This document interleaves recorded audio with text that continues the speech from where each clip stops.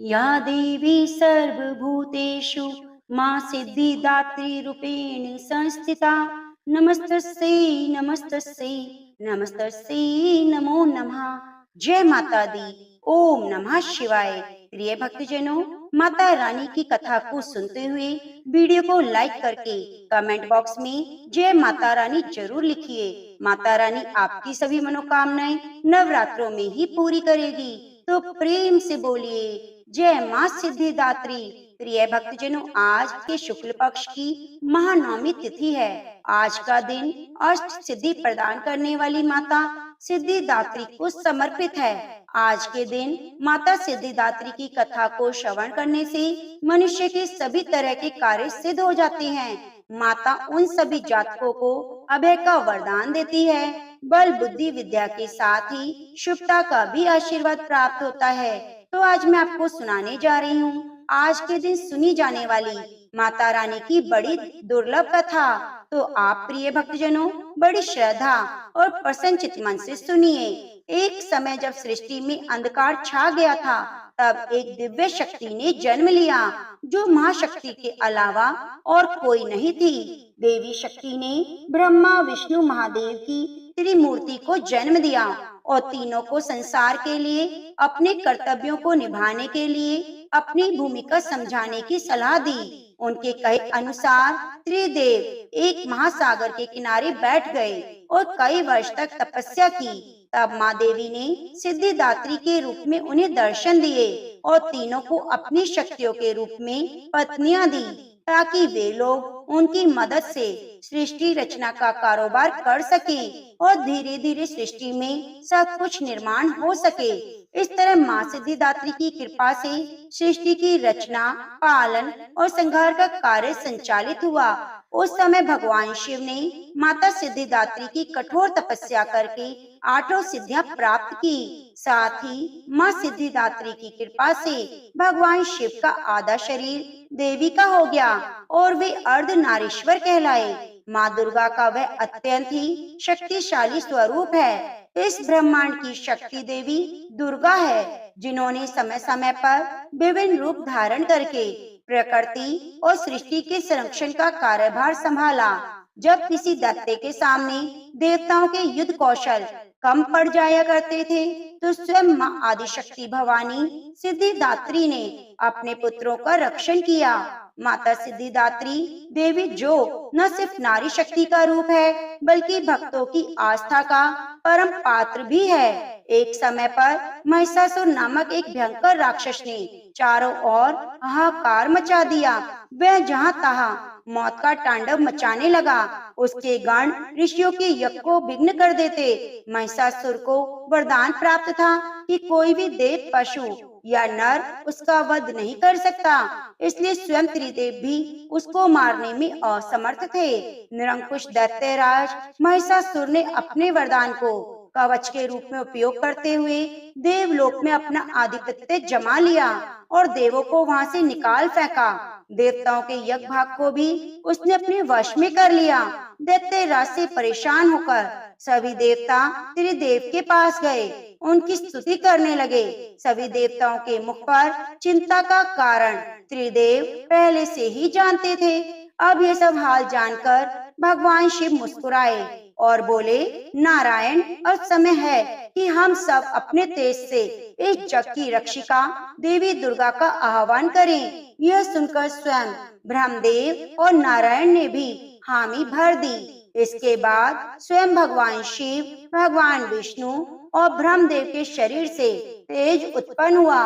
वह एक जगह आकर मिल गया। इसके बाद वहाँ जितने भी देवता उपस्थित थे, सभी के शरीर से महातेज उत्पन्न हुआ और सभी त्रिदेव के उस परम तेज में आकर मिल गए। उस दिव्य तेज ने एक सुंदर स्त्री का रूप ले लिया।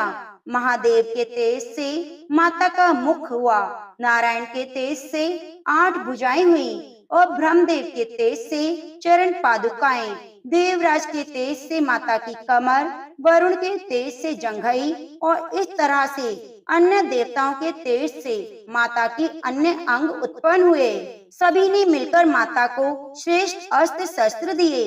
महादेव ने त्रिशूल, शूल नारायण ने अपने चक्र से एक दिव्य चक्र, ब्रह्मदेव ने एक दिव्य कमंडलू, देवराज इंद्र ने दिव्य और शक्तिशाली वज्र, सागर ने सुंदर रत्नों से सजी आभूषण, कभी न मैले होने वाले वस्त्र और मुकुट दिए। वरुण ने शंख दिया, हिमालय ने माता को सवारी के रूप में सिंह दिया और इस प्रकार शिल्पी विश्वकर्मा ने माता को दिव्य अस्त्र शस्त्र निर्माण करके भेंट किए। माता का यह स्वरूप अत्यंत तेजस्वी और भयंकर था। देवी के विशाल और भव्य स्वरूप को देखकर सभी देवताओं ने करबद्ध होकर उनकी स्तुति की। देवी पर पुष्पों की वर्षा की। माता ने प्रसन्न होकर कहा, देवो, कहो मेरा प्रादुर्भाव किस प्रयोजन से किया? मैं अत्यंत प्रसन्न हूँ, मुझे बताओ, मैं तुम्हारी समस्या का हल कर देती हूँ। जिसके बाद देवताओं ने सारा हल माता को कह सुनाया।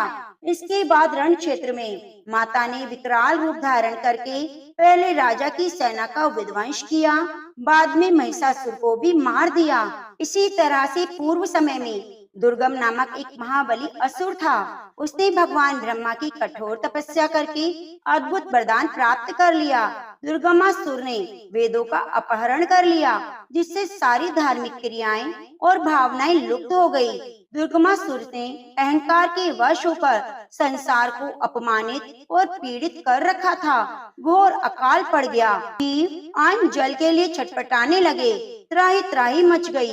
सभी देवता देखकर बहुत डर गए। सभी देवता माँ भवानी की शरण में गए और माता से प्रार्थना करने लगे, हे माँ भवानी, माँ सिद्धिदात्री, आप असुरों का संहार करने वाली हो। आपने ही शुंभ निशुंभ, चंड मुंड, मधुकैटभ, महिषासुर दैत्यों का वध करके हमारी रक्षा की है। माता, आपने हमें आशीर्वाद दिया था कि जब भी हम पर संकट आएगा तो आप हमारा उद्धार करेंगी। उसी प्रकार हे माता भगवती, दुर्गमासुर का वध करके हमारी रक्षा कीजिए। देवताओं की विनती से प्रसन्न होकर माँ भगवती ने जल की अनन्य धाराएं प्रवाहित करके चारों ओर जल ही जल प्रवाहित कर दिया। गायों के लिए घास, अन्य जीवों को अन्न जल से तृप्त किया और संसार की रक्षा के लिए सुरक्षा चक्र का घेरा बनाकर स्वयं बाहर बैठ गई। दुर्गमासुर ने यह सब देखकर चिंतित होकर देवी माँ पर असुरों की सेना ने आक्रमण कर दिया। तभी सुंदर सलोनी माँ भगवती ने अस्त्र शस्त्र से सुसज्जित होकर विराट रूप धारण करके असुरों का वध करके त्रिशूल से दुर्गमासुर का वध किया और संसार में धर्म की स्थापना की। वध करने के बाद माँ भगवती इस संसार में दुर्गा के नाम से विख्यात हुई। माँ सिद्धिदात्री कमल पुष्प पर आसीन है। इनका वाहन सिंह है। इनकी 4 भुजाएं हैं। दाहिनी भुजा ऊपर की ओर उठी हुई गदा है, दूसरी भुजा में चक्र है, बाईं ओर भुजा में कमल और शंख है। नव दुर्गा में माँ सिद्धिदात्री का अंतिम रूप है। अन्य 8 दुर्गा रूप औरंद विधान के अनुसार करते हुए भक्तजन दुर्गा पूजा नवमी के दिन इनकी उपासना में प्रविष्ट होते हैं। इन सिद्धिदात्री माता की उपासना पूर्ण कर लेने के बाद भक्तों और साधकों की लौकिक परलौकिक सभी कामनाएं पूरी हो जाती हैं। तो एक बार प्रेम से बोलिए, माँ सिद्धिदात्री की जय हो। जय माता रानी। जय श्री राम। रावण की वध के बाद श्री राम जी की कीर्ति दूर दूर तक फैल रही थी। वह मर्यादा पुरुषोत्तम कहलाने लगे। तब एक दिन महादेव शिव की इच्छा भी मर्यादा पुरुषोत्तम श्री राम से मिलने की हुई। पार्वती जी को संग लेकर महादेव जी कैलाश पर्वत से उतरकर अयोध्या नगरी के रास्ते पर चल पड़े। भगवान शिव और माँ पार्वती को अयोध्या आया देखकर राम जी बहुत खुश हुए। माता जानकी ने उनका उचित आदर सत्कार किया। स्वयं भोजन बनाने के लिए रसोई में चली गई। इसी बीच भगवान शिव ने श्री राम जी से पूछा, आपके सेवक हनुमान जी दिखाई नहीं दे रहे? तब श्री राम बोले, वे बगीचे में हैं। शिव जी ने श्री राम जी से बगीचे में जाने की अनुमति मांगी। पार्वती जी का हाथ थामकर बगीचे में आ गए। बगीचे की खूबसूरती देखकर उनका मन मोहित हो गया। आम के घने वृक्ष के नीचे हनुमान जी दीन दुनिया से बेखबर गहरी नींद में सोए हुए थे। एक लय में खर्राटों से राम नाम की ध्वनि उठ रही थी। चकित होकर शिवजी और माता पार्वती एक दूसरे की ओर देखने लगे। माता पार्वती मुस्कुरा उठी, वृक्ष की डालियों की ओर इशारा किया। राम नाम सुनकर पेड़ की डालियां भी झूमने लगी। इनके बीच से भी राम नाम उच्चारित हो रहा था। शिवजी की इस राम नाम की धुन में मस्त मग्न होकर खुद भी राम राम कहकर शिवजी नाचने लगे। माता पार्वती भी अपने पति का अनुसरण करने लगी और अपने कोमल पैर थिरकाने लगी। शिवजी और माता पार्वती के नृत्य से ऐसी झनकार उठी कि स्वर्ग लोक के देवता गण भी आकर्षित होकर बगीचे में आ गए और राम नाम की धुन में सभी मस्त हो गए। माता जानकी भोजन तैयार करके प्रतीक्षा कर रही थी, परंतु संध्या गिरने पर भी अतिथि घर नहीं पधारे। तब अपने देवर लक्ष्मण जी को बगीचे में भेजा। लक्ष्मण जी तो स्वयं को श्री राम का सेवक ही मानते थे, इसीलिए बगीचे में आकर जब उन्होंने धरती पर स्वर्ग का नजारा देखा तो स्वयं भी राम नाम की धुन में झूम उठे। माता जानकी तो परेशान हो रही थी कि अभी तक भोजन ग्रहण करने कोई क्यों नहीं आया। उन्होंने श्री राम से कहा, भोजन ठंडा हो रहा है, चलिए हम ही जाकर बगीचे में सबको ले आएं। तब राम जी बगीचे में गए तो वहाँ राम राम की धुन मची हुई थी। हनुमान जी गहरी नींद में सोए हुए थे। उनके खराटों से अभी तक राम राम निकल रहा था। जब श्री राम जी भाव विह्वल हो उठे, राम जी ने हनुमान जी को नींद से जगाया और प्रेम से उनकी तरफ निहारने लगे। हनुमान जी प्रभु को आया देखकर शीघ्रता से उठकर खड़े हो गए। नृत्य की सभा भंग हो गई। शिवजी खुले कंठ से हनुमान जी की राम भक्ति की सराहना करने लगे। हनुमान जी सकुचाकर लेकिन मन ही मन बहुत खुश हुए। श्री सिया राम ने भोजन करने का आग्रह भगवान शिव से किया। सभी लोग महल में भोजन करने के लिए चल पड़े। माता जानकी भोजन परोसने लगी। हनुमान जी को भी श्री राम ने पंक्ति में बैठने का आदेश दिया।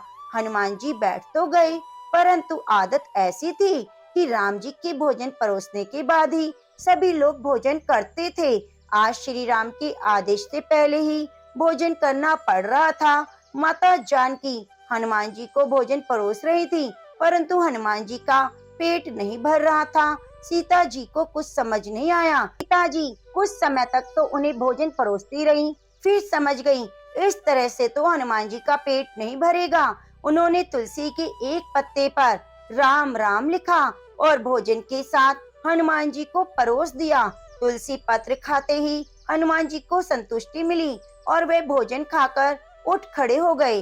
भगवान शंकर ने प्रसन्न होकर हनुमान जी को आशीर्वाद दिया कि आपकी राम भक्ति युगों युगों तक याद की जाएगी, आप संकट मोचन के नाम से जाने जाएंगे। तो प्रेम से बोलिए सियावरी रामचंद्र भगवान की जय। अब आइए सुनते हैं राम नाम महिमा की दूसरी कथा। महादेव जी को एक बार बिना कारण के किसी को प्रणाम करते देखकर पार्वती जी ने पूछा, आप किसको प्रणाम करते हैं प्रभु? तब शिव जी ने अपनी धर्म पत्नी पार्वती से कहा, हे देवी, जो व्यक्ति एक बार राम कहता है उसे मैं 3 बार प्रणाम करता हूँ। पार्वती जी ने एक बार शिव जी से पूछा, आप शमशान में क्यों जाते हैं? यह चिता की भस्म शरीर पर क्यों लगाते हैं? उसी समय शिव जी पार्वती जी को शमशान ले गए। वहाँ एक शव अंतिम संस्कार के लिए लाया गया। लोग राम नाम सत्य है कहते हुए शव को ला रहे थे। शिव जी ने कहा, देखो पार्वती, इस शमशान की ओर जब लोग आते हैं तो राम नाम का स्मरण करते हुए आते हैं।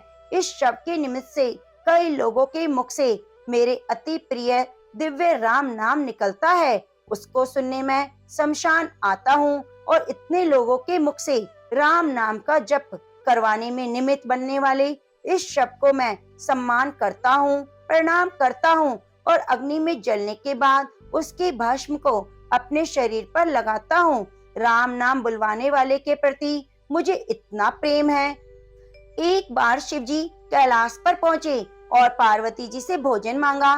तब पार्वती जी विष्णु सहस्त्र नाम का पाठ कर रही थी। पार्वती जी ने कहा, अभी पाठ पूरा नहीं हुआ, कृपया थोड़ी प्रतीक्षा कीजिए। तब शिव जी ने कहा, इसमें तो समय और श्रम दोनों लगेंगे। संत लोग जिस तरह से सहस्त्र नाम को छोटा कर लेते हैं और नित्य जपते हैं, वैसा उपाय कर लो पार्वती। पार्वती जी ने पूछा, वह उपाय कैसे करते हैं, मैं सुनना चाहती हूँ। तो शिव जी ने बताया, केवल एक बार राम कह लो, तुम्हें सहस्त्र नाम भगवान के 1000 नाम लेने का फल मिल जाएगा। एक राम नाम 1000 दिव्य नामों के समान है। तब पार्वती जी ने वैसा ही किया।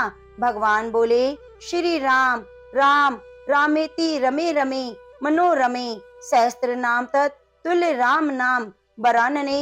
यह राम नाम सभी आपदाओं को हरने वाला, सभी संपदाओं को देने वाला दाता है। सारे संसार को विश्राम या शांति प्रदान करने वाला है। इसलिए मैं बार बार प्रणाम करता हूँ। भव सागर की सभी समस्याओं को और दुखों की बीजों को बूझकर रख देने वाला, समूल नष्ट कर देने वाला, सुख संपत्तियों को अर्जित करने वाला, यमदूतों को खदेड़ने वाला केवल राम नाम का जप है। इसलिए प्रयास पूर्वक स्वयं भी राम नाम जपते रहना चाहिए और दूसरों को भी प्रेरित करना चाहिए। इससे आप अपना और दूसरों का कल्याण कर सकते हैं। यह सबसे सुलभ और अचूक उपाय है।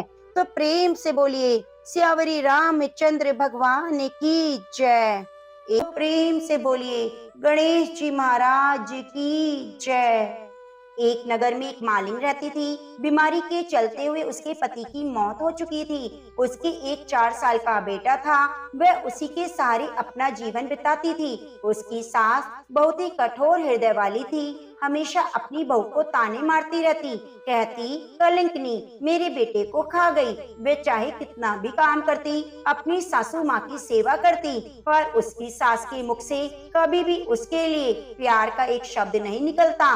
उसे दुखी देखकर उसकी सास को कभी भी दुख नहीं होता। वह कभी नहीं सोचती कि इस उम्र में पति को गंवाने के बाद बेचारी कितनी दुखी रहती होगी।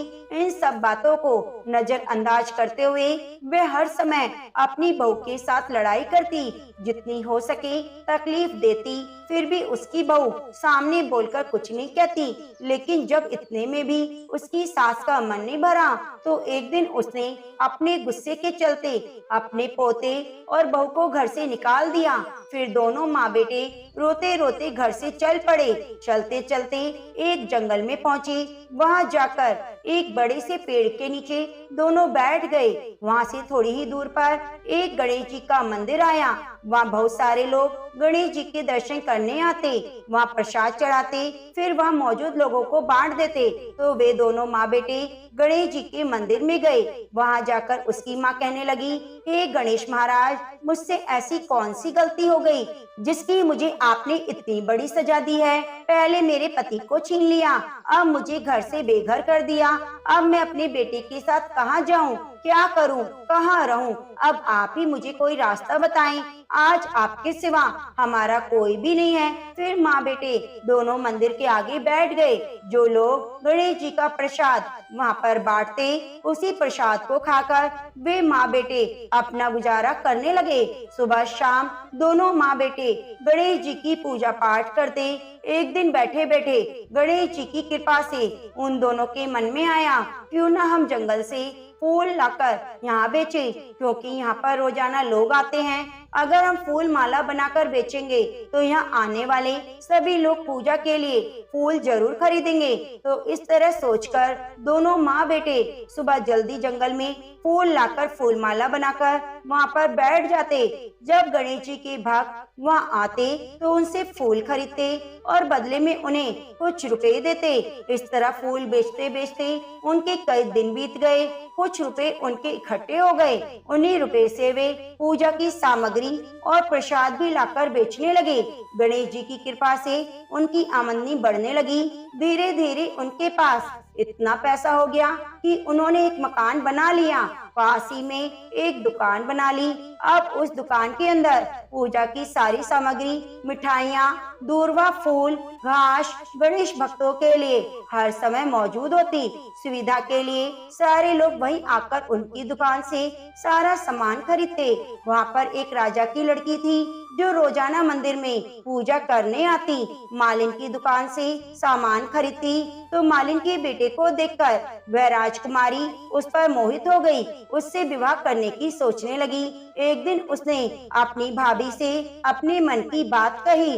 भाभी अनुभवी थी, उसने कहा, दीदी यह तो मालिन का बेटा है, तुम एक राजा की बेटी हो, अगर तुम्हारा विवाह इस मालिन के बेटे से हो जाएगा तो इससे हमारी बड़ी बदनामी होगी। पर राजकुमारी नहीं मानी, तो उसकी भाभी ने राजकुमारी की माँ यानी कि अपनी सास से यह बात कही कि हमारी बेटी मालिन के बेटे से प्रेम करती है और उसी से शादी करना चाहती है। तो उसकी माँ और पिताजी ने बहुत समझाया, पर वह कहने लगी, मैंने तो प्रतिज्ञा कर ली है, अगर मैं शादी करूंगी तो उसी से करूंगी, नहीं तो मैं शादी नहीं करूंगी। इस पर राजा कहने लगा, बेटा जब तुमने प्रतिज्ञा कर ली है तो मैं तुम्हारी प्रतिज्ञा को कभी नहीं तोड़ूंगा। फिर राजा खुशी खुशी अपनी बेटी का विवाह करने के लिए तैयार हो गया। उन्होंने बड़े धूमधाम से अपनी बेटी का विवाह मालिन के बेटे के साथ कर दिया। मालिन ने सबसे पहले बेटी बहू को गणेश जी के मंदिर में ले जाकर पूजा पाठ कराया और गणेश जी का आशीर्वाद दिलवाया। उसके बाद पूरे नगर में बात फैल गई कि गणेश जी की पूजा करने से सारे दुख दर्द दूर हो जाते हैं। यह माँ बेटे यहाँ पर आए, बिल्कुल गरीब थे, इनके पास खाने के लिए अनाज और पहनने के लिए कपड़े भी नहीं थे। देखो गणेश भगवान की कृपा से इनके पास कितना सारा धन हो गया है और आज इस लड़के की शादी भी राजा की बेटी के साथ हो गई है। सारे गांव वाले उसी गणेश जी के मंदिर में पूजा करने आने लगे, उन्हीं की दुकान से सामान खरीदने लगे। ऐसा करने से मालिन के बेटे का काम तो दिन दुगना रात चौगुना हो गया। उधर जिस दिन से मालिन की सास ने उस माँ बेटे को घर से निकाला था, उसी दिन से उसके तो अन्नदाता रूठ गए, उनके घर में घाटा हो गया, सभी सामान बिक गया। धीरे धीरे वह समय आ गया जब उस बुढ़िया को एक समय का भी भोजन नसीब नहीं होता।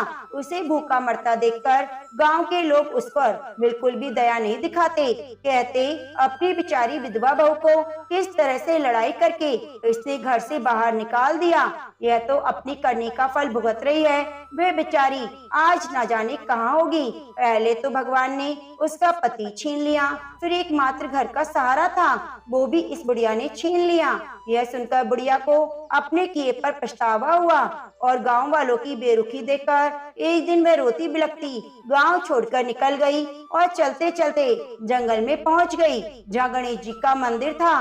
वहां पहुंचकर मालिन के बेटे से कहने लगी, बेटा मैं तो कई दिनों से भूखी हूँ, मुझे 2 वक्त की रोटी दे दिया करो, इसके बदले में तुम्हारा काम कर दूंगी। तो लड़के को दया आ गई, उसने उसे काम पर रख लिया।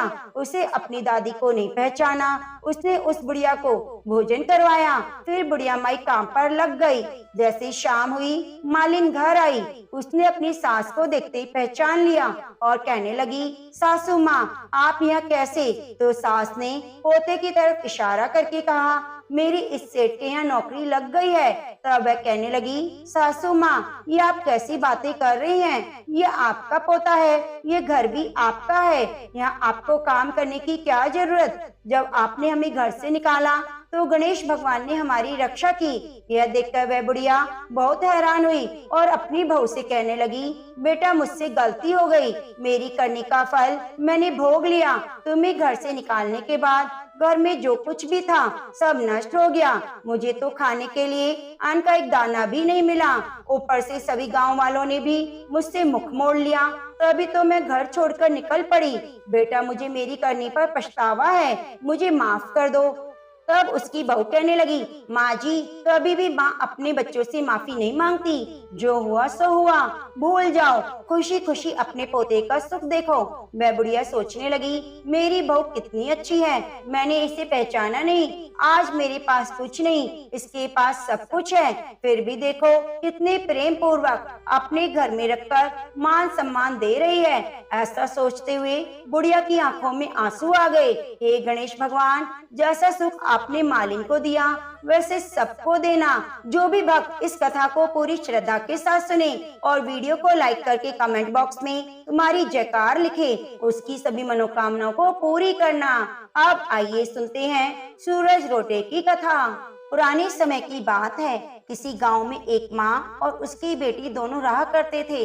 उनके परिवार में और कोई तो था ही नहीं अपनी बेटी का पालन पोषण करने के लिए। उसकी माँ दूसरों के घरों में काम किया करती, साफ सफाई करना, कपड़े धोना, बर्तन मांजना, उसे जो भी काम मिलता उसकी माँ बेटी अपना गुजर बसर कर लिया करती थी। इसके साथ साथ वह सूर्य देव की परम भक्त थी। हर साल सूरज रोटे का व्रत करती। जैसी उनकी बेटी बड़ी हुई तो उसने अपनी बेटी को भी सूरज रोटे का व्रत रखवाना शुरू कर दिया।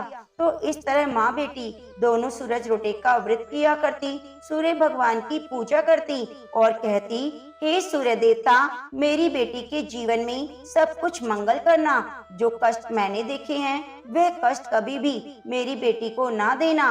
तो इस तरह माँ बेटी सूरज रोटे का व्रत पूरे विधि विधान से करती। समय के साथ उनकी बेटी बड़ी होती चली गई। तो एक दिन उसकी माँ ने कहा, बेटा मैं तो काम पर जा रही हूँ, तो ऐसा करना रोट बना लेना, एक रोट बड़ा बनाना, वह मेरे लिए, एक छोटा रोट तेरे लिए बना लेना, क्योंकि इस रोट को झूठा नहीं छोड़ा जाता। और आटा गूंदे तो उसमें नमक मत डालना, रविवार के व्रत में नमक नहीं खाया जाता। तो इस तरह सारी विधि बताकर वे काम पर चली गई और मन ही मन सोच रही थी कि अब बेटी के सब कुछ सीखने का समय आ गया है, पता नहीं कब इसकी शादी करनी पड़ जाए। तो वह काम पर चली गई और फिर उसकी बेटी ने जैसा उसकी माँ ने बताया था आटा गूंदा और रोट बनाया। एक बड़ा रोट अपनी माँ के लिए और एक छोटा रोट अपने लिए बनाया। तो वह जब रोट सेकने लगी तो पहले उसने गाय के लिए रोटी बनाई, उसके बाद अपनी माँ के लिए बड़ा सारा रोट बनाया और फिर अपना रोट जैसे सेकने के लिए तवे पर डाला, तभी सूर्य देवता साधु का वेश बनाकर उसके दरवाजे पर आ गए और आवाज लगाने लगे कि भूख लगी है, भोजन दे दो। तो वह लड़की बाहर आई और कहने लगी, बाबा आप बैठ जाओ, मैं आपके लिए अभी भोजन बना देती हूँ। तो बाबा ने कहा, मुझे तो जो कुछ भोजन में बना है वही ला दो। वह कहने लगी, नहीं बाबा, अभी मैंने भोजन नहीं बनाया, एक रोटी गौ माता की बनाई है और मेरी माँ के लिए रोट बना है, मेरा रोट अभी बन रहा है, अगर आपको जल्दी है तो मैं मेरा रोट आपको दे दूंगी। और साधु बाबा तो जिद पकड़कर बैठ गए कि जो तुम्हारी माँ के लिए रोट बनाया है उसी में से थोड़ा सा तोड़कर मुझे दे दो, अगर तुम ऐसा नहीं करती हो तो मैं जा रहा हूँ। तो वे बेचारी सोचने लगी, भूखे साधु का द्वार से खाली हाथ निराश होकर जाना अच्छा नहीं होता। तो उसने अपनी माँ की रोट में से एक थोड़ी सी कोर तोड़कर साधु बाबा को दे दी। साधु बाबा उस कोर को खाकर बहुत ही प्रसन्न हुए और आशीर्वाद देकर चले गए। फिर उसने अपना रोट बनाकर माँ का कोर टूटा हुआ रोट और अपना साबुत रोट ढककर छोड़ दिया। अपनी माँ का इंतजार करने लगी। जब उसकी माँ काम पर से आई तो पूछने लगी, बेटा तूने रोट बना लिए? बोली, हाँ माँ मैंने बना लिए। तो वे रसोई में जाकर देखने लगी, आज पहली बार मेरी बेटी ने रोट कैसे बनाए हैं, देखो तो सही। जैसे उसने रोट को देखा तो एक कोर टूटी हुई थी। वह कहने लगी, मेरे रोट की कोर कैसे टूटी? तो अपनी माँ की बात सुनकर उसकी बेटी कहने लगी, माँ एक साधु बाबा आए, वह बहुत जोर से भूख लग रही थी, मैंने उनसे कहा कि तुम्हारे लिए भोजन बना देती हूँ, पर वह कहने लगे, मुझे बहुत जोरों की भूख लगी है, मैं इंतजार नहीं कर सकता। यह कहकर साधु बाबा भूखे ही जा रहे थे। तो मैंने आपके रोट में से एक कोर तोड़कर साधु बाबा को दे दी।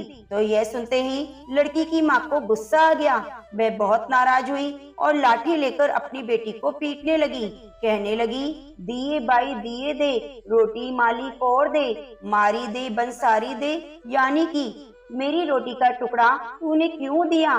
मुझे मेरी रोटी साबुत चाहिए। मैं बरसों से सूर्य देव को भोग लगाती आ रही हूँ, आज तेरी वजह से मेरा रोट खंडित हो गया। यह कहकर वह अपनी लड़की को मारने लगी। बेटी बेचारी डर के मारे घर छोड़कर भाग निकली। तो उसकी माँ पीछे पीछे भाग रही थी। तो वह गांव छोड़कर डर के मारे जंगल में चली गई और वहां जाकर एक बड़ के पेड़ पर चढ़कर बैठ गई। अब सूर्यदेव अस्त होने वाले थे। उस लड़की बेचारी भूखी प्यासी बड़ के पेड़ पर बैठी थी, सोच रही थी, कहाँ जाऊं, क्या करूं? अगर घर गई तो माँ मुझे फिर मारेगी। यह देखकर सूर्य देवता सोचने लगे कि बेचारी लड़की को मेरी वजह से घर छोड़कर निकलना पड़ा है, अब भूखी प्यासी यहीं बैठी है। अगर ऐसे सूर्य अस्त हो गया तो ये भोजन नहीं करेगी, और भोजन करे भी तो कहाँ से करे? इसकी रक्षा तो मुझे ही करनी पड़ेगी, मेरी वजह से इसकी यह हालत हुई है। तो सूर्य भगवान ने उसके लिए चूरमे का लड्डू और एक पानी का लोटा भेज दिया। यह देखकर लड़की बहुत खुश हुई। वह लड्डू खाकर और पानी पीकर सो गई। अब रोजाना सुबह सूर्य देवता एक चूरमे का लड्डू और एक लोटा पानी भेज देते। वह लड़की मजे से खाकर वहीं बैठी रहती। इस तरह कई दिन बीत गए। एक दिन की बात है, दोपहर के समय एक राजा शिकार खेलते हुए वहां से जा रहा था। बड़ के घने वृक्ष को देखकर राजा के मन में आया कि क्यों ना यहाँ कई देर तक विश्राम कर लूं। राजा को भूख भी लगी थी और प्यास भी लगी थी, तो वे अपने सेवकों से कहने लगे, मैं यहाँ कुछ देर आराम करता हूँ, मेरी तो प्यास के मारे जान निकली जा रही है, तुम पानी का पता करके आओ। तो राजा के सेवक पानी ढूंढने के लिए चले गए। थोड़ी देर बाद निराश होकर लौट आए, कहने लगे, राजन, यहाँ पर तो दूर दूर तक कहीं भी पानी नहीं है। तो राजा कहने लगे, आज मुझे बहुत जोरों की प्यास लगी है, चुल्लू भर पानी मिल जाए तो मेरे प्राण बच जाएं, अन्यथा मेरे प्राण ही चले जाएंगे। तो पेड़ पर बैठी लड़की ने जब यह बात सुनी तो उसने चुल्लू भर पानी डाल दिया। राजा बढ़ के पेड़ के नीचे सोए हुए थे, तो वह पानी उनके मुंह में जाकर गिरा। राजा ने पानी पी लिया। पानी पीकर राजा को कुछ राहत महसूस हुई। कहने लगे, अरे सेवक, मेरी आधी जान तो बच गई, अगर थोड़ा और पानी मिल जाए तो सारी जान बच सकती है। यह सुनकर लड़की ने फिर से चुल्लू पानी डाल दिया। राजा ने पानी पी लिया, पर राजा को आश्चर्य हुआ कि इस तरह कहने के साथ ही मेरे मुंह में कौन पानी डाल रहा है। तो उसने अपने सेवक से कहा कि हे सेवक, तुम इस पेड़ के ऊपर चढ़कर देखो, पेड़ पर कौन बैठा है जो मेरे बोलते ही मेरे मुंह में पानी डाल देता है। तो यह सुनकर सेवक को भी बड़ी हैरानी हुई और उस बड़ के पेड़ पर चढ़ गया। उसने देखा वहाँ एक लड़की बैठी है। सेवक कुछ बोलता उससे पहले लड़की ने चुप रहने का इशारा किया और कहा, भैया तुम यह स्वादिष्ट लड्डू खा लो, आधा लोटा पानी बचा है, यह भी पी लो। राजा को मेरे बारे में कुछ मत बताना, कह देना ऊपर तो कोई नहीं है, पता नहीं राजा मेरे साथ कैसा व्यवहार करेंगे। सेवक तो भूख प्यास से परेशान था। उसने लड्डू खाया, पानी पिया। तो राजा कहने लगे, अरे सेवक, इतनी देर कैसे हो गई, तुझे ऊपर कौन है, बता तो सही। सेवक कहने लगा, हे राजन, मैं देख रहा हूँ। यह कहकर सेवक नीचे उतर आया और कहने लगा, ऊपर तो कोई नहीं है, मैंने हर डाल पर देख लिया, हर पत्ते को छान मारा, वहाँ पर तो कोई कीड़ा मकोड़ा भी नहीं। तो सेवक की बात सुनकर राजा ने कहा, यह नहीं हो सकता, मुझे संशय हो रहा है कि जरूर ऊपर कोई है, तभी तो तू इतनी देर ऊपर लगाकर आया, क्योंकि नहाया हुआ है और खाया हुआ मनुष्य छिपता नहीं। मैं खुद ऊपर जाकर देखता हूँ कि कौन है। तो यह कहकर राजा पेड़ पर चढ़ा, तो वहाँ एक सुंदर कन्या बैठी थी। कन्या राजा को देखते ही भयभीत हो गई, पर राजा ने कहा, डरो नहीं, तुम बहुत सुंदर हो, तुम मेरे साथ चलो। तुम यहाँ पर क्यों बैठी हो, मैं तुमसे विवाह करना चाहता हूँ। इस तरह राजा ने एक साथ अनेकों सवाल कर दिए। तो उस कन्या ने कुछ नहीं कहा और वह चुपचाप पेड़ से उतरी और राजा के साथ चली गई। राजा ने शुभ मुहूर्त देखकर कन्या के साथ विवाह कर लिया। साल भर में उसने एक बहुत सुंदर पुत्र को जन्म दिया। राजा तो बहुत खुश थे, पर राजा की दूसरी रानियां थी, उनकी संतान नहीं थी, वे सारी की सारी उससे जलती थी। उसके पुत्र हो जाने के कारण वे उससे ईर्ष्या करने लगी। वह सोचने लगी कि क्या करें कि राजा राजमहल से इसको निकाल दे, यह राजा की और भी चहेती बन गई है, हमें यहाँ कौन पूछेगा। तो दूसरी रानी कहने लगी, तुम्हारी बात तो सही है, हमें कुछ ना कुछ तो करना पड़ेगा। थोड़े ही दिन बाद सूरज रोट का व्रत आया। लड़की ने सूरज रोटे का व्रत रखा और सूर्य देव की पूजा के लिए रोट बनाने लगी। जब दूसरी रानियों ने देखा कि नई रानी एक बड़ा सारा रोट बना रही है, तो उसने पूछा, तुम ये क्या कर रही हो? वह बोली, बहन आज मेरे सूरज रोटे का व्रत है, मैं सूर्य देव की पूजा करूंगी। तो रानियों ने छोटी रानी से कुछ नहीं कहा। फिर राजा के पास जाकर कहने लगी, हे राजन, हमारी तो संतान नहीं है, आपको इतनी मुश्किल से एक छोटी रानी की वजह से संतान प्राप्त हुई है और कितनी मुश्किल से हमारे वंश में वृद्धि हुई है। आपकी छोटी रानी देखो क्या कर रही है, पता नहीं छोटे राजकुमार के साथ क्या होने वाला है। यह सुनकर राजा तो डर गए और पूछने लगे, छोटी रानी ने क्या किया? तो राजा की दूसरी रानियां कहने लगी, राजन, आज छोटी रानी ने तो बड़ा सारा रोट बनाया है, कहती है मैं तो यही रोट खाऊंगी। उतना बड़ा रोट ढंग से बनाना भी नहीं आता। इस तरह आधा पका हुआ रोट वो खाएगी तो छोटी रानी के साथ साथ कुंवर साहब की भी तबीयत खराब हो जाएगी, उसका पेट दुखेगा। जब तक बच्चा छोटा होता है तो माँ को खाने पीने का ध्यान रखना चाहिए। अतः हे राजन, हम तो कुछ नहीं कह सकते, आप जाकर छोटी रानी को समझाओ।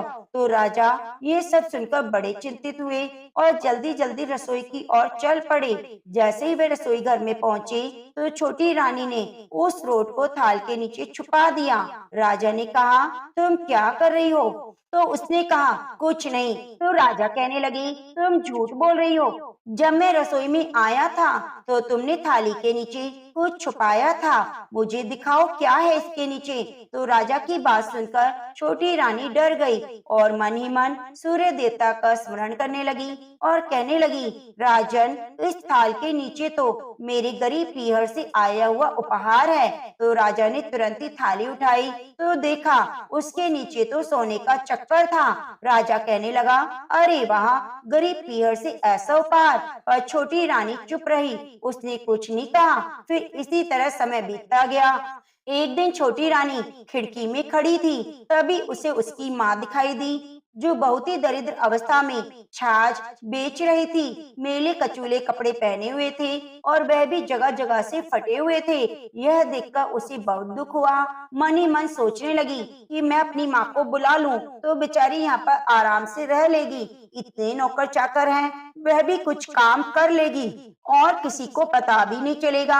यह सोचकर छोटी रानी ने अपनी माँ को महल में बुला लिया और उसकी माँ आते ही अपनी बेटी को देखते ही वही बात दोहराने लगी कि माई, दिए दे रोटी मालिक और दे, मारी दे वंसारी दे। हे बेटी, मेरी रोटी का टुकड़ा दे दो, मेरी रोटी साबुत दे दो, मेरे सूर्यदेव का व्रत अधूरे रह गए हैं। तो इस तरह उसके बोलने से छोटी रानी ने सोचा, किसी और ने सुन लिया तो सबको पता चल जाएगा मैंने मेरी माँ को इस तरह महल में बुलाया है और पता नहीं राजा मुझे क्या कहेंगे। यह सोचकर छोटी रानी अपनी माँ को एक कमरे में ले गई और कहा, माँ यहाँ पर चुपचाप बैठी रहो, बाहर से ताला लगा दिया। पर इस बात का पता राजा की दूसरी रानियों को लग गया। वे राजा के पास गई और कहने लगी, राजा, नई रानी का व्यवहार तो संदेह पैदा करता है। आप इस तरह पता नहीं कहाँ से लेकर आए हैं, हमारे लिए कोई मुसीबत पैदा हो सकती है। तो राजा ने कहा, ऐसी क्या बात हो गई जिससे आपको छोटी रानी पर संदेह हो रहा है, मैं भी तो सुनूं। तो रानी कहने लगी, हे राजन, आज महल में एक औरत घुसी थी पर वे वापस नहीं निकली। पता नहीं वे कौन थी, क्यों आई थी, कोई जासूस थी, आप पर कोई समस्या आ गई तो हम क्या करेंगे? कहीं हमारा राजपाट छूट ना जाए और ये यहाँ की रानी बनकर बैठ गई तो हम क्या करेंगे? यह तो हमें निकाल देगी। राजा ने यह सब सुनकर अपने सैनिकों को बुलाया और कहा, जाओ महल का चप्पा चप्पा छान मारो, यहाँ पर कोई अनजान औरत आपको दिखाई देती है तो तुरंत लेकर आओ। नगर के बाहर भी कड़े पहरे लगवा दिए। अब छोटी रानी तो बेचारी मन ही मन डरने लगी और सूर्यदेव का स्मरण करने लगी। सैनिकों ने थोड़ी देर बाद आकर कहा, महाराज, महल में कोई औरत नहीं है, हमने महल का चप्पा चप्पा छान मारा परंतु एक कमरे में ताला लगा हुआ है, उसमें आप ही देख लो क्या है। यह सुनकर राजा की दूसरी रानियां बहुत खुश होने लगी, सोचने लगी कि राजा आज छोटी रानी को जरूर महल से निकाल देंगे और हमें कुछ करना भी नहीं पड़ेगा। तो राजा ने छोटी रानी से उस कमरे की चाबी मांगी मांगी। जैसी कमरा खोलकर देखा तो वहाँ एक सोने की मूर्ति थी। राजा ने पूछा, यह मूर्ति कहाँ से आई? रानी कहने लगी, यह तो मेरे गरीब पीहर का उपहार है। तो राजा कहने लगा, तुम्हारा पीहर गरीब है, उपहार इतने कीमती आते हैं। चलो मुझे तुम्हारा पीहर देखना है, आज हम वहाँ चलेंगे। छोटी रानी पर तो फिर से नई समस्या आ गई। अब बेचारी करे भी क्या? मन ही मन सूर्य देव का स्मरण करने लगी। हे सूर्य देवता, आज तो आप ही मुझे बचाइए। अब मैं पीहर की व्यवस्था कहाँ से करूं? मेरी माँ को भी आपने सोने की मूर्ति बना दिया, अब लेकर जाऊं भी तो कहाँ जाऊं? सूर्य भगवान ने उसे दर्शन देकर कहा, बेटा, मैं तुम्हारी और तुम्हारी माँ की भक्ति से बहुत प्रसन्न हुआ। तुम्हारी माँ को स्वर्ग का वास मिला है, वह यहाँ से मुक्त होकर स्वर्ग धाम को चली गई है। और रही बात तुम्हारे पीहर की, तो सवा पहर की व्यवस्था मैं कर देता हूँ, लेकिन उसके बाद मुझे नगरी में उजाला करने जाना होता है। ऐसा कहकर सूर्य भगवान ने जंगल में ही माया की नगरी बसा दी। वहाँ पर खूब बड़ा सारा महल, झरोखे, बाग बगीचे, रिश्तेदार, माँ बाप, भाई भाभी सब कुछ माया से बना दिए। और महल की रसोई में अनेकों नौकर चाकर भोजन बना रहे थे। भोजन की खुशबू दूर दूर तक फैली हुई थी। राजा भी उसी वक्त अपनी रानी और पुत्र को लेकर वहां पहुंच गए और जाकर देखा तो बड़ी हैरानी हुई कि मेरा ससुराल यानी कि छोटी रानी का मायका इतना बड़ा है। तो वह छोटी रानी से कहने लगे कि आपने मुझे कभी पहले अपने मायके के बारे में क्यों नहीं बताया? तो राजा की बात सुनकर छोटी रानी बोली, हे राजन, आपने कभी मेरे मायके के बारे में पूछा ही नहीं, बिना पूछे मैं कैसे बताती? तो राजा रानी को आया देखकर उसके मायके वाले बड़े खुश हुए, खूब आदर सत्कार किया, सबने मिलकर भोजन किया। भोजन कर लेने के बाद में रानी ने कहा, राजन, अब हम चलते हैं। राजा ने कहा, इतनी जल्दी क्या है, थोड़ा आराम कर लेते फिर चलेंगे। अब रानी तो मन ही मन डर रही थी कि सूर्य उदय होने वाला है और सूर्य देव ने मुझे कहा है तो जाना तो अब जरूरी होगा। तभी रानी को उपाय सूझा। उसने अपने पुत्र को जोर से चूटी मार दी तो वह दर्द के मारे जोर जोर से रोने लगा। राजा ने पूछा, राजकुमार क्यों रो रहा है? तो छोटी रानी कहने लगी, पता नहीं महाराज, नई जगह है, मुझे लगता है इसका यहाँ मन नहीं लग रहा, मेरा भी मन घबरा रहा है। तो राजा से भी अपने राजकुमार का रोना सहन नहीं हुआ और उन्होंने अपने ससुराल वालों से विदा ली और कहा, अब तो मुझे जाना पड़ेगा, राजकुमार रो रहा है, पता नहीं क्या बात हो गई, अब तो जाना ही पड़ेगा, मैं फिर कभी आऊंगा। यह सुनकर राजा रानी, सेवक और पुत्र वहाँ से चल पड़े। थोड़ी दूर जाने पर राजा को याद आया कि उनकी कटार वही रह गई है। तो राजा ने कहा, मेरी कटार वही रह गई है? तो रानी कहने लगी, मैं वापस ले आती हूँ। राजा ने कहा, तुम अकेली कहाँ जाओगी, सेवक ले आएगा। ऐसा कहकर सेवक को कटार लाने भेज दिया। अब सेवक वहाँ गया तो वहाँ पर महल बगीचे कुछ भी नहीं थे, दूर दूर तक जंगल था। जंगली जानवर जोर जोर से आवाजें कर रहे थे। सूर्य की पहली किरण धरती पर पड़ चुकी थी। अचानक से राजा की सेवक की नजर एक झाड़ी पर पड़ी जहाँ पर राजा की कटार पड़ी हुई थी। वह कटार लेकर भागता भागता राजा के पास आया और हैरान होकर उसने सारी बात राजा को बता दी। तो अपने सेवक की बात सुनकर राजा को बहुत गुस्सा आया, क्योंकि राजा को पहले ही शक था कि कोई ना कोई बात जरूर है। तो राजा ने क्रोधित होते हुए अपनी तलवार निकाली और रानी से कहा, मुझे सच सच बता दो, नहीं तो आज मैं तुम्हारे टुकड़े टुकड़े कर दूंगा। तुम कौन से टोने टोटके करती हो? तो रानी ने सब कुछ सच सच बता दिया और कहा, मेरी मदद सूर्य भगवान ने की है, अब आपकी जैसी इच्छा हो आप कर सकते हो। यह सब सुनकर राजा बहुत ही खुश हुए और छोटी रानी से माफी मांगते हुए कहने लगे, आज मुझसे कितना बड़ा अनर्थ हो जाता, आप मुझे पहले ही इस व्रत के बारे में क्यों नहीं बता देती थी? छोटी रानी कहने लगी, महाराज, आपने कभी पूछा भी नहीं, मैं बढ़ के पेड़ पर मिली तो आपने मुझसे पूछा यहाँ पर क्यों बैठी हो? आप मेरी सुंदरता पर मोहित हुए और मुझे अपने साथ ले आए, फिर विवाह कर लिया। विवाह के समय भी आपने मुझे मेरे मायके वालों के बारे में कुछ भी नहीं पूछा। फिर पुत्र का जन्म हुआ, फिर भी आपने मेरे मायके वालों की कभी कोई खबर नहीं ली। मेरी माँ गरीब थी, इसलिए मैंने आपको इसके बारे में कुछ नहीं बताया। मैं डरती थी कि अगर आपको पता चल जाएगा तो ना जाने आप कैसा व्यवहार करेंगे। तो राजा सब कुछ जानकर बहुत खुश हुए और रानी को खुशी खुशी अपने महल में ले आए। दूसरी रानियों को बुलाकर छोटी रानी के बारे में सब बता दिया। तो राजा की दूसरी रानियां छोटी रानी से माफी मांगने लगी कि हमने सब कुछ जानबूझकर किया, हमने कितना बुरा व्यवहार किया। आज से हम भी सूरज रोटे का व्रत करेंगे। आप हमें सूरज रोटे के व्रत की विधि और पूजा पाठ सब बता दीजिए। तो दूसरी रानियों का इस तरह से प्रेम भरा व्यवहार देखकर छोटी रानी बहुत खुश हुई। फिर तीनों रानियां खुशी खुशी सूरज रोटे का व्रत करने लगी। व्रत के प्रभाव से दोनों रानियां गर्भवती हुई और 9वें महीने में सुंदर पुत्र को जन्म दिया। इस तरह से छोटी रानी सूर्य भगवान की पूजा से राजा की कुल परंपरा में वृद्धि हुई। राजा बहुत ही प्रसन्न थे। छोटी रानी का मान सम्मान और अधिक बढ़ गया और दूसरी रानियां भी खूब प्यार करने लगी और मिलजुल कर रहने लगी। तो प्रेम से बोलिए सूर्य भगवान की जय। हे सूर्य भगवान, जैसा सुख आपने उस लड़की को दिया वैसा सुख सभी को देना। व्रत करने वाले, कथा कहानी को सुनने वाले सभी के परिवार में मंगल करना, सभी के परिवार को सुख समृद्धि से भर देना। तो प्रेम से बोलिए सूर्य भगवान की जय। अब आइए सुनते हैं लपसी तपसी की कथा। अब आइए सुनते हैं लपसी तपसी की कथा। कहते हैं कि लपसी तपसी की कथा हमें हर कथा कहानी में जरूर सुननी चाहिए। एक लपसी था, एक तपसी था। तपसी हमेशा भगवान की तपस्या में लीन रहता। लपसी रोजाना सवा सेर की लापसी बनाकर भगवान का भोग लगाकर जीम लेता था। एक दिन दोनों लड़ने लगे। तपसी बोला, मैं रोज भगवान की तपस्या करता हूँ, इसलिए मैं बड़ा हूँ। लपसी बोला, मैं रोज भगवान का सवा सेर लापसी का भोग लगाता हूँ, मैं बड़ा हूँ। नारद जी वहाँ से गुजर रहे थे। दोनों को लड़ता देखकर उनसे पूछने लगे, तुम क्यों लड़ रहे हो? तपसी ने खुद के बड़ा होने का कारण बताया और लपसी ने भी अपना कारण बताया। तो नारद जी बोले, तुम्हारा फैसला मैं कर दूंगा। दूसरे दिन लपसी तपसी नहाकर अपनी रोज की भक्ति करने आए। नारद जी ने छुपकर 1.25 करोड़ की एक एक अंगूठी दोनों के आगे रख दी। तपसी की नजर जब अंगूठी पर पड़ी तो उसने चुपचाप अंगूठी उठाकर अपने नीचे दबा ली। लपसी की नजर अंगूठी पर पड़ी, लेकिन उसने ध्यान नहीं दिया।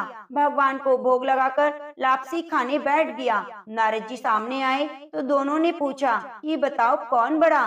तो नारद जी ने तपसी से खड़ा होने को कहा तो वह खड़ा हुआ तो उसके नीचे दबी हुई अंगूठी दिखाई दी। नारद जी ने तपसी से कहा, तपस्या करने के बाद भी तुमने चोरी करने की आदत नहीं गई, इसलिए लपसी बड़ा और तुम्हें तुम्हारी तपस्या का कोई फल नहीं मिलेगा। तपसी शर्मिंदा होकर माफी मांगने लगा। उसने नारद जी से पूछा, मुझे मेरी तपस्या का फल कैसे मिलेगा? नारद जी ने कहा, यदि कोई गाय कुत्ते की रोटी नहीं बनाएगा तो उसका फल तुझे मिलेगा। यदि कोई ब्राह्मण को भोजन कराकर दक्षिणा नहीं देगा तो उसका फल तुझे मिलेगा। यदि कोई साड़ी के साथ ब्लाउज नहीं देगा तो उसका फल तुझे मिलेगा। यदि कोई दिए से दिया जलाएगा तो उसका फल तुझे मिलेगा। यदि कोई सारी कहानी कहकर तुम्हारी कहानी नहीं सुनेगा तो उस कथा कहानी का फल तुम्हें मिलेगा।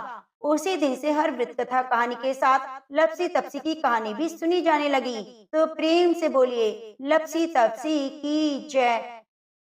जय माता दी। हे भक्तजनों, माता रानी की कथा को सुनने के बाद क्षमा प्रार्थना हमें जरूर करनी चाहिए। तो आप सभी हाथ जोड़कर ध्यान लगाकर माता रानी से क्षमा प्रार्थना कीजिए। हे परमेश्वरी, मेरे द्वारा दिन रात सहस्त्रों अपराध होते रहते हैं, यह मेरा दास है, यूं समझकर मेरे उन अपराधों को तुम कृपा पूर्वक क्षमा करो। परमेश्वरी, मैं आवाहन नहीं जानती, विसर्जन करना भी नहीं जानती और पूजा करने का ढंग भी नहीं जानती। क्षमा करो देवी सुरेश्वरी, मैंने जो मंत्रहीन, क्रियाहीन, भक्तिहीन पूजन किया है वह सब आपकी कृपा से पूर्ण हो। सैकड़ों अपराध करके भी जो तुम्हारी शरण में जा जगदम्बा कहकर पुकारता है उसे वह गति प्राप्त होती है जो ब्रह्म आदि देवताओं के लिए भी सुलभ नहीं।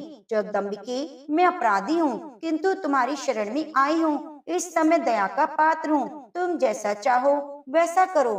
हे देवी परमेश्वरी, अज्ञान से, भूल से और बुद्धि भ्रांत होने के कारण मैंने जो न्यूनता और अधिकता कर दी हो वह सब क्षमा करो। प्रसन्न हो देवी सच्चिदानंद स्वरूपा परमेश्वरी, जगन माता कामेश्वरी, तुम प्रेम पूर्वक मेरी यह पूजा स्वीकार करो, मुझ पर प्रसन्न रहो। देवी सुरेश्वरी, तुम गोपनीय से भी गोपनीय वस्तु की रक्षा करने वाली हो, मेरे निवेदन किए हुए इस जप को ग्रहण करो।